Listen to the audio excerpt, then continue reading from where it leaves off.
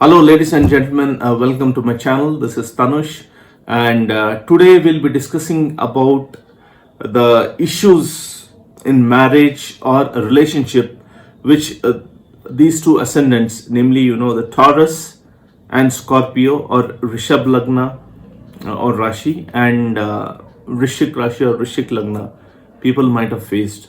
And this is because Rahu and Ketu are in your 1-7 axis.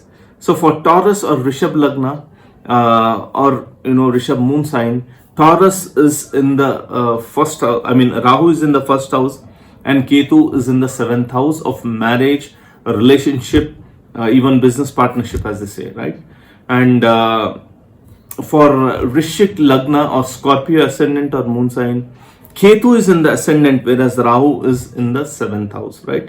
So whenever this Rahu and Ketu are in 1-7 axis, they are bound to create issues. And because Rahu and Ketu are currently in the exalted position, the issues would be more prominent, because whenever a planet is in an exalted state, it gives generally positive result, like planet like Jupiter or Venus or Mars, or Saturn. But Rahu and Ketu are quite different. When they are exalted, they may give some positive results, but it comes with lot of issues. So it's part of the package, right? And because they are in 1-7 axis, the focus of the issue was the 7th house, and they are still facing it. So I have seen multiple charts where husband and wife or partners have got into a lot of dispute, and many are considering to get divorced, and many have got divorced from September 2020 to till now, because Rahu and Ketu have come in that 1-7 axis. So a lot depends upon the 7th house lord, what are the issues in the marriage, so all that is it. But keeping all that aside, if we just look at the transit of Rahu and Ketu in the 1-7 axis, yes, they generally give a lot of issues, right? So I'm making this video so that the Taurus Ascendant or Vrishab Lagna people and the Scorpio Ascendant or the Vrishik Lagna people can understand that these issues were due to the transit of Rahu and Ketu. And once Rahu and Ketu transit out of their 1-7 axis on 15th of April, which will be the next month, all this issue would subside, and they would go away. So it's better to wait for some time. Don't come to any conclusion. So that is what I have advised to most of people who have consulted me, to just wait for some more time. Don't come to conclusion, because most of the issue which are due to transit will go away when the planet goes away from that particular house, right? So now coming to Taurus Ascendant or Vrishab Lagna, Rahu is in your ascendant, right? From September 2020, Rahu has come to your ascendant, and Ketu has come to your 7th house, right? So if we talk about Ketu is a planet which generally represents isolation, which represents letting go of thing, which represents expression of disinterest in any particular area where Ketu is sitting.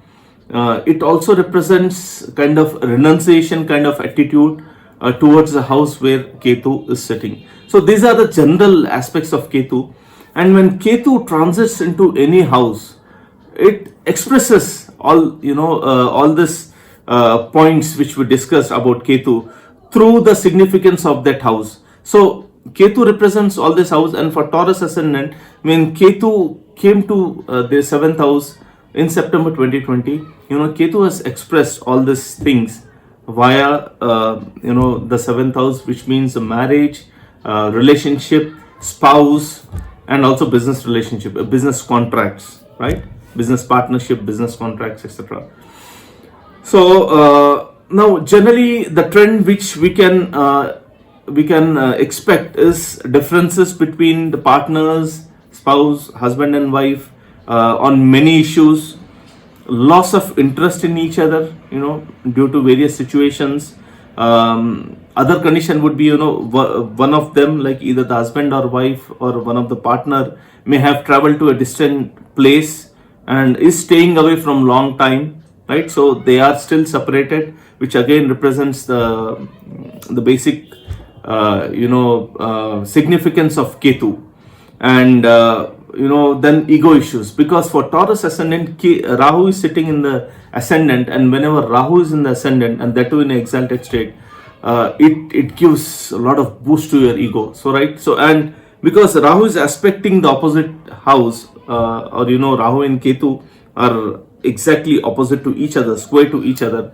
Rahu also expresses all these things through the house opposite to it, which means the seventh house, right? So this is for the Taurus ascendant, and for Scorpio ascendant or Vrishik Rashi, it's opposite, right? Ketu is in the ascendant and Rahu is in the seventh house. So when Rahu is in the seventh house, the kind of things which we can expect is ego issues. So that is the first thing. That is the basic thing which Rahu represents, because Rahu gives a feeling that a person is the most important and the person has knowledge about everything, and it's like Rahu is like my way or highway, right? So once people start getting this attitude, specifically in the relationship aspect, people start exhibiting all the qualities of Rahu, through the relationship aspect of it. So ego issues were surely there. I have seen at least 8 to 9 charts where these things are happening, right? And next is over expectation from the partner. Then the Rahu also gives the quality of domination. So a person feels that he or she knows everything and they try to dominate their partner, right? And it also gives rise to rude kind of behavior towards the partner. And in extreme cases, I mean, a lot depends upon where Rahu is actually placed in your chart and many other things. But in extreme cases, people might get into relationship out of marriage or out of your current relationship. So these things might have happened for Scorpio ascendant, right? Now the advice which I have given to many people is just hang on, wait till mid of April when Rahu and Ketu transit. So once Rahu and Ketu transit your 1-7 axis, then all these issues will become quite insignificant. I mean, everything will fall in place, and especially the partnership, relationship, or the marriage aspect, will automatically settle down. All the issues would settle down and things would be back to normal as they were before September 2020, right? So if at all the issues are due to Rahu and Ketu transit, so I'm not taking the 7th house and the lot of the 7th house and other things into consideration. So this is basically only due to Rahu and Ketu transit into your 1-7 axis. So if problems are happening due to that, and if you are, I mean, a general signs which you can see is whether the issues have started from September 2020, right? So if the issues have started for September 2020, and if you are Taurus or Scorpio ascendant or moon sign, then just hang on for one more month. So once Rahu and Ketu transits your 1-7 axis, things would be back to normal. So don't be in a hurry to take a decision. Just wait, hang on, and then things would be back to normal, right? So thank you so much, guys. I'll be back with another interesting video. So if you like my video, please subscribe to my channel. Thank you so much for watching the video.